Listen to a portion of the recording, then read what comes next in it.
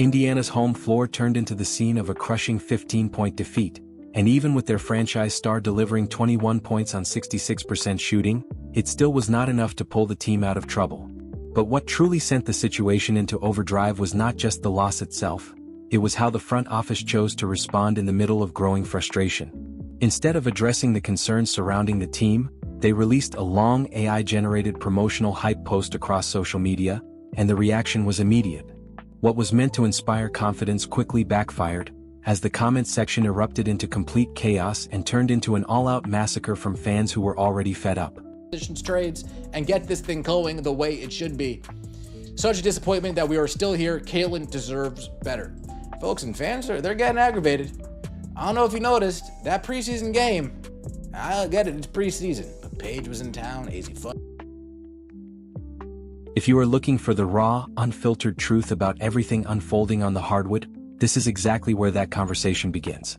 Get ready, because what we are witnessing is a fan base pushed to its breaking point, a front office under heavy scrutiny, and the Indiana Fever learning one of the harshest lessons in professional sports: you cannot market your way out of serious roster flaws. What happened over the last 48 hours is almost unbelievable in how badly it was handled. On Thursday night, the Fever suffered a crushing 95-80 loss against the Dallas Wings at Gainbridge Fieldhouse, and the game itself was nothing short of a disaster. Caitlin Clark delivered a brilliant performance, scoring 21 points on an incredibly efficient 4 of 6 shooting display, once again looking every bit like the MVP-level talent everyone recognizes. But everything changed when she was hit with a flagrant foul, took a heavy shot, grabbed her kneecap, and was forced to miss the entire second half. From that moment on, the team unraveled completely. Without their franchise player on the floor, the rest of the roster collapsed under pressure, shooting just 20 of 54 from the field. Kelsey Mitchell, earning $1.4 million on a Supermax contract, finished as a -18 while shooting only 4 of 12. Sophie Cunningham failed to score a single point. Defensively, the team fell apart, allowing an alarming 36 points in the second quarter alone. It was an embarrassing and deeply frustrating performance from everyone on the court not named Caitlin Clark. With 3 key starters already injured and only 8 days remaining until opening night, the situation has become impossible to ignore. White show, what the F was this game? Even no play, no defense, no schemes, full brick fest. If you guys want an in-depth breakdown of the game, of some things that need to get corrected and fixed ASAP, go watch Venom Reacts. Go watch Venom Reacts. He put out. In a moment like this, a well-run professional sports organization knows exactly what needs to happen. It addresses the concerns directly, provides an immediate medical update on its franchise player, and acknowledges the clear issues that must be fixed before the games begin to matter. But that is not the path the Indiana Fever chose. The very next morning, instead of offering transparency or reassurance, the team's social media account released a long promotional essay about the upcoming season.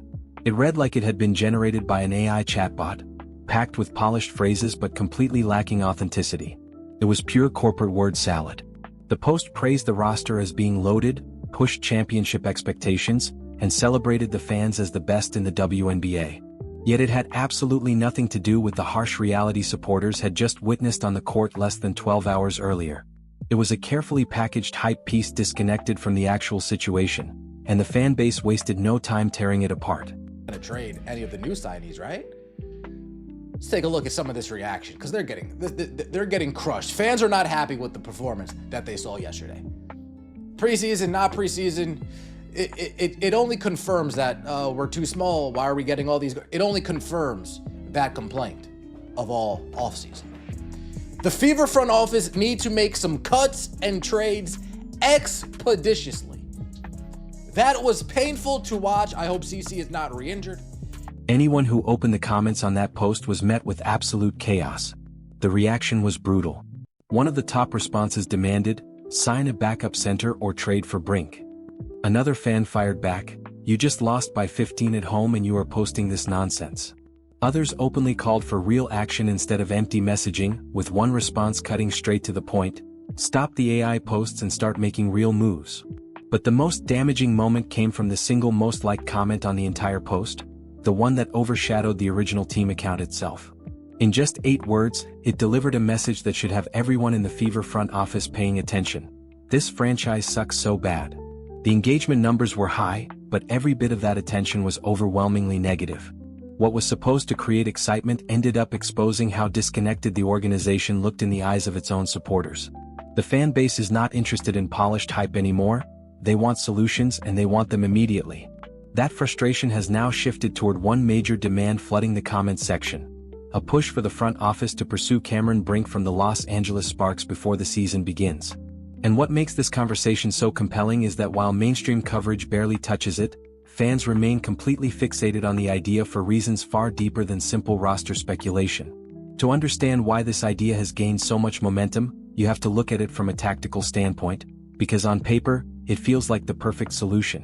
Cameron Brink is a 6 feet 4 inches power forward and center for the Los Angeles Sparks, selected as the number 2 overall pick in the 2024 draft out of Stanford, immediately after Caitlin Clark.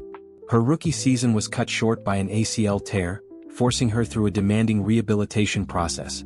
But when she returned in 2025, she quickly reminded everyone why she had been viewed as a top-tier prospect. Her impact is built on elite athleticism, high-level shot blocking, relentless rebounding, and an improving three-point shot that continues to expand her offensive value. Most importantly, she represents the exact kind of physical, versatile front-court presence the Indiana Fever are clearly lacking. The reality of the Fever's current front-court situation is difficult to ignore. Aaliyah Boston has already missed both preseason games with a lower leg issue, leaving the paint without its primary anchor. In her absence, the team has relied on Monique Billings and Michaela Timpson to fill critical roles. Billings managed just 2 points on 1 of 5 shooting against Dallas, while Timpson delivered 11 points on efficient shooting, a strong sign, but she remains a rookie with only 2 professional games under her belt. That is not the kind of foundation a championship-level defense can depend on. Damaris Dantas struggled badly, shooting 2 of 11 from the field, while Misha Hines-Allen added 7 points but finished as a -8. The larger issue is clear: there is no dependable secondary option behind Aaliyah Boston in the paint. If Boston misses extended time during the regular season, the team risks repeating the same collapse seen on Thursday night, getting overpowered inside and overwhelmed on both ends of the floor. Swat shots at the rim like Cam Brink. It would help us rebounding-wise to have another big next to AB to help clean up the glass. Cameron Brink running the floor with a pass from CC. Ooh, I like to see that. Adding Cameron Brink would appear to solve the Fever's biggest issue almost instantly. She would bring a legitimate two-way force to the front court, someone capable of protecting the rim, controlling the glass, and stepping out to knock down a jumper when the offense demands it. From a tactical perspective, the possibilities are obvious. A Caitlin Clark and Cameron Brink pick-and-roll would create constant problems for opposing defenses. If teams trap Clark beyond the arc, she can immediately move the ball to Brink at the top of the key, creating an advantage that often leads to an easy finish. Defensively, Brink's shot blocking would provide a reliable anchor whenever Boston rests, while her athleticism in transition would fit seamlessly with Clark's fast-paced, attack-first style. On paper, the fit looks nearly perfect, but the reality is far less exciting than the fantasy. The hard truth is that demanding a trade for Cameron Brink right now is unrealistic. The Los Angeles Sparks have no reason to move her. She is only 23 years old, a former number 2 overall pick, and one of the central pieces of their long-term rebuild. She is viewed as a franchise cornerstone, not a trade asset. The only way the Sparks would even consider such a move would be for a massive, historic package involving multiple future first-round picks and a valuable young player. The Indiana Fever simply do not have the draft capital to make that kind of offer. Their front office already used this year's first-round selection on guard Raven Johnson, further reinforcing a roster construction that is overloaded in the backcourt while remaining dangerously thin in frontcourt depth. The real issue runs deeper than one bad game or one unpopular social media post. The front office spent a valuable first-round pick on a guard when the roster's most urgent need was clearly a forward. They committed major salary cap space to veteran guards like Kelsey Mitchell, while the frontcourt behind Boston remained dangerously thin and underprepared. The frustration from fans is not only understandable, it is fully justified. The organization created this situation through its own roster decisions, and now they are sitting just 8 days away from opening night with 3 important players injured, a roster filled with gaps and no obvious solution to their depth concerns. The kind of blockbuster move fans are demanding is simply not going to happen. What the front office should be doing, instead of relying on AI-generated messaging, is focusing on realistic adjustments. That means exploring the free agent market for a veteran center or adding a dependable depth piece who can provide 15 solid minutes of physical frontcourt play whenever Aaliyah Boston needs rest. That is not an unreasonable expectation. It is the minimum standard for effective roster management. But beyond the personnel issues, the failed AI post revealed something even more concerning: a deeper, systemic communication problem within the Indiana Fever organization. The disconnect between what the team projects publicly and what fans are actually seeing on the court has become impossible to ignore. And when supporters start pointing out that the team lacks both defensive identity and offensive consistency, it becomes clear that the problems extend far beyond simple roster imbalance. For a coach whose reputation is built on defense, giving up 95 points raises serious questions, especially when the same issues continue to surface against top competition. The concerns surrounding Stephanie White have only intensified as defensive lapses, questionable adjustments, and underwhelming performances keep defining this team's preseason. Over the last several weeks, the organization's communication has repeatedly fueled frustration instead of confidence. From controversial coaching remarks about Caitlin playing off the ball, to puzzling comments about roster adjustments, to public statements that dismissed fan concerns, every interaction with this deeply loyal fan base has sparked yet another wave of backlash. The AI-generated hype post became the latest and perhaps most embarrassing example of a front office that appears completely out of touch with reality. Supporters were not asking for polished promotional messaging about how exciting the season might be. They wanted answers. Specifically, they wanted an immediate and transparent update on Caitlin Clark's kneecap after that alarming flagrant foul, and they wanted clear information on when Aaliyah Boston and Lexi Hull would be returning to the floor. Instead of receiving those answers, they were given empty corporate language, and that disconnect only pushed the frustration to another level. And 3. What fans really expected was a simple, honest acknowledgement from the organization that the performance against Dallas was unacceptable, and that both the coaching staff and front office are actively working around the clock to correct the issues before opening night. Instead, what they received was a corporate hype post that sounded like it had been written by a machine. The backlash was immediate and brutal because this fan base saw the game with their own eyes. They saw the box score. They saw Caitlin Clark put up 21 efficient points while the rest of the roster completely collapsed once she went off the floor. So being told through an automated style script that everything is going to be amazing, when all the visual evidence points in the opposite direction, felt deeply disrespectful to the intelligence of fans who are spending their hard-earned money on tickets and support. At this point, the Indiana Fever have a very narrow window, about 8 days, to regain control of the situation before they risk losing the trust of their fan base entirely. The first and most immediate step is getting Aaliyah Boston back on the court for the Nigeria preseason game on Saturday.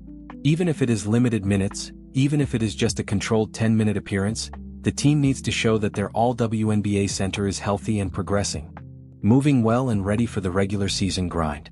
Second, they need to get Lexi Hull back on the court with the same urgency, because this team is clearly lacking her floor spacing and stability. Third, there has to be a clear and definitive medical update on Caitlin Clark. No more vague coach speak about managing minutes or being cautious. Fans need a direct statement confirming whether she is 100% healthy and on track for May 9th and her return to Gainbridge Fieldhouse. The frustration is also being magnified by ongoing criticism of coaching decisions, especially on the defensive end, where expectations and reality have not aligned. When a defensive-minded system is consistently giving up high-scoring totals, questions naturally follow about execution and identity. At the same time, fans continue to imagine potential roster solutions, including names like Cam Brink, as part of broader discussions about long-term frontcourt stability and depth. But beyond all of that, the most important demand is communication. Stop relying on polished promotional content that feels disconnected from what is actually happening on the floor. Talk to the fan base honestly, acknowledge the obvious roster issues, present real solutions, and let performance define the narrative once the regular season begins. Because at this moment, the dominant emotion inside the Indiana Fever fan base is not excitement. It is frustration. It is pure, unfiltered anger, and in sports, that is often the most dangerous kind of energy a fan base can have. Because once supporters cross that line, they stop behaving like passive viewers and start acting like a collective voice of pressure. They do not buy tickets out of loyalty, they do not engage with merchandise out of excitement, and they do not respond to polished hype posts that feel disconnected from what is actually happening on the court. Instead, they take to social media, comment sections, and every available platform to make one thing loud and clear: frustration. And when that frustration builds, it becomes impossible for any organization to ignore. The warning coming out of WNBA Pro is not being delivered lightly. If the Indiana Fever do not immediately adjust both their communication strategy and their approach to roster construction in a meaningful way, opening night will not arrive as a celebration of a new season. It will arrive under tension, criticism, and a fan base that is already emotionally checked out before the first whistle even blows. With only 8 days remaining before the season opener on national television against the Dallas Wings, the margin for error has almost completely disappeared. Every decision, every update, and every silence is being measured and judged in real time by a fan base that is growing more impatient by the day. This moment is no longer about a single loss, a single post, or a single controversy. It has evolved into something much bigger. Trust, expectations, and organizational credibility are now all on the line at the same time. When fans feel like reality on the court does not match the messaging off it, the disconnect becomes impossible to ignore. And once that gap forms, it is extremely difficult to repair without real, visible action. If you value honest, unfiltered analysis that holds front offices accountable without corporate influence, make sure you stay connected. Subscribe, like, and turn on notifications so you do not miss what comes next. And more importantly, share your perspective in the comments. Should the Fever take aggressive win now risks before opening night, or is patience the only realistic path forward with this roster? The countdown is almost over, and every single day from here matters more than the last.